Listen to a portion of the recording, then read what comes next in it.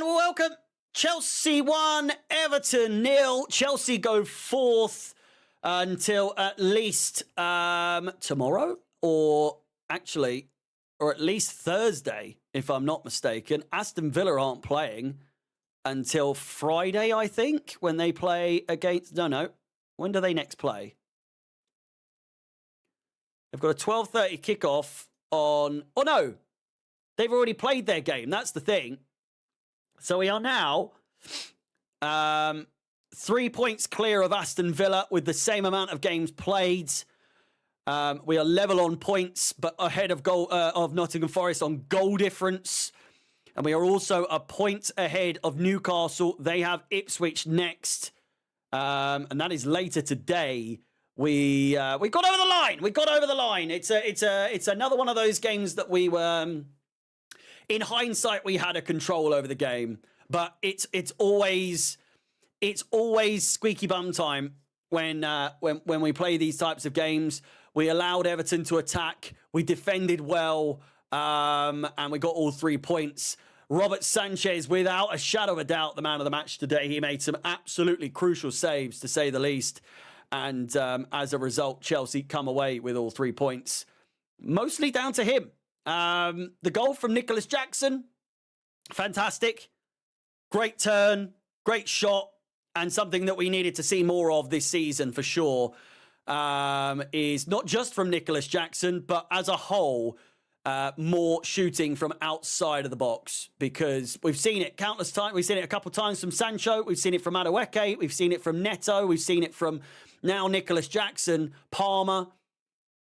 There seems to be a theme at the moment that players aren't allowed to shoot from outside of the box. But when they do,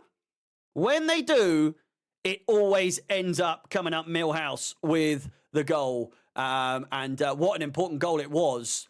We now have a huge run of games, which, truth be told, we could have been in a better position. We could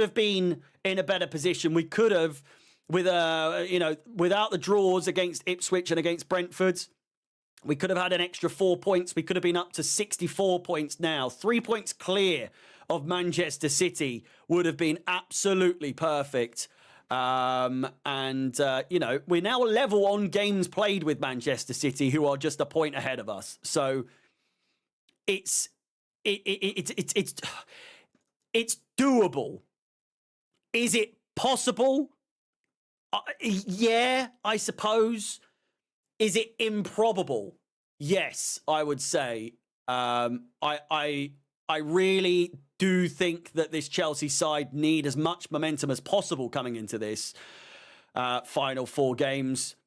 So now that we've seemingly found that with our last 2 games played, a win against Fulham, a win against Everton, we're unbeaten in our last 5, in fairness, So what's this now? We beat Everton, beat Fulham, drew to Ipswich, drew to Brentford, beat Tottenham, lost to Arsenal.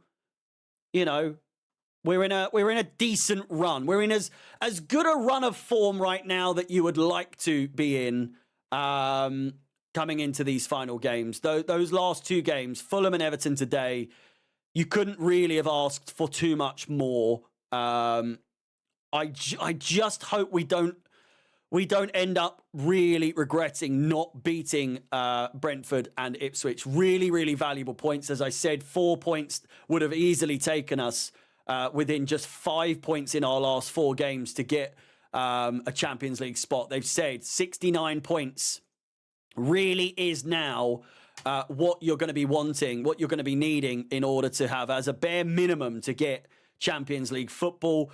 And if I get this up on the screen for you now, this is the updated Opta predictions.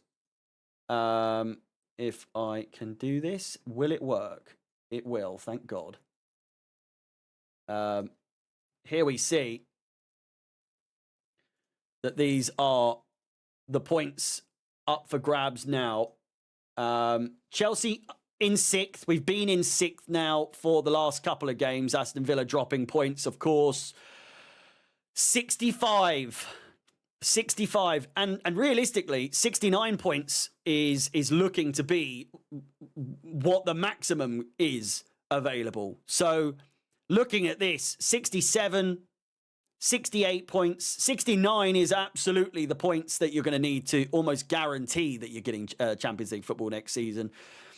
It just seems as though 4 points shy is what we are. And guess what those 4 points are? The draws to Brentford and to Ipswich. It's going to come back to bite us on the arse, unfortunately, I do think. Because realistically, do we beat Liverpool next weekend? I don't think so. I think it's a draw at most. We've got Nottingham Forest, which as the weeks go by, I think we could get a good result against them. Newcastle, I really don't know what kind of Newcastle we're going to come up against. And then Manchester United, it's a must win. It's an absolute must win against Manchester United when we play them. So with Djurgården either side of Liverpool now, I genuinely think we need to rest as much as possible. Even though they are semi-finals of a European Cup, we need to rest.